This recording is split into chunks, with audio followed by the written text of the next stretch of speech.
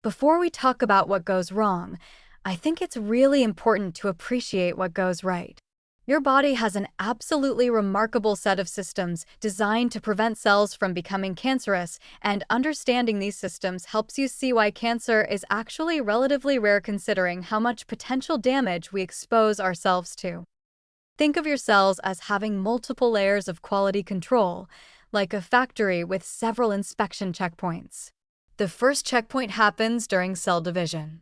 Every time a cell divides, its DNA is copied, and there are proteins whose entire job is to proofread that copying process.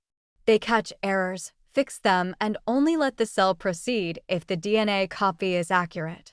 This happens billions of times in your body, and most of the time, it works flawlessly. The second layer of protection involves what scientists call tumor suppressor genes. The most famous of these is p53, which is sometimes called the guardian of the genome. When a cell sustains DNA damage, p53 can do one of two things. It can pause cell division to give repair systems time to fix the damage, or if the damage is too severe, it can trigger the cell to self-destruct. This is crucial. Cells with the ability to kill themselves when they're too damaged prevent those damaged cells from ever becoming a problem. Your immune system provides another layer of defense. Natural killer cells and other immune components patrol your body constantly, looking for cells that are behaving abnormally. They can recognize cells with certain markers of damage or malignancy, and they eliminate those cells before they can develop into tumors. This immune surveillance is happening all the time, completely without your awareness. There are also what we call cell cycle checkpoints. Cells don't just divide whenever they feel like it. They have to pass through several checkpoints that verify everything is ready for division. Is the DNA intact? Are all the necessary proteins present? Has the previous division completed properly?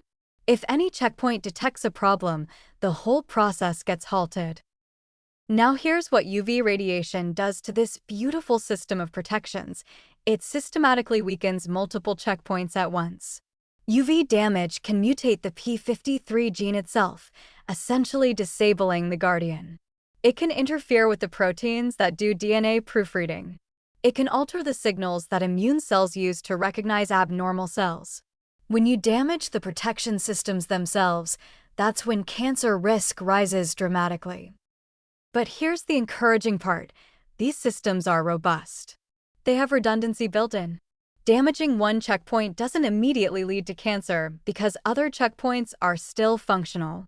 It usually takes accumulated damage to multiple protective systems before a cell can truly escape all the safeguards and become cancerous. This is why prevention works and why it's never too late to start protecting yourself. Every time you prevent additional UV damage, you're preserving these protective systems, keeping them functional, giving your body the best chance to catch and eliminate any cells that might be heading toward malignancy.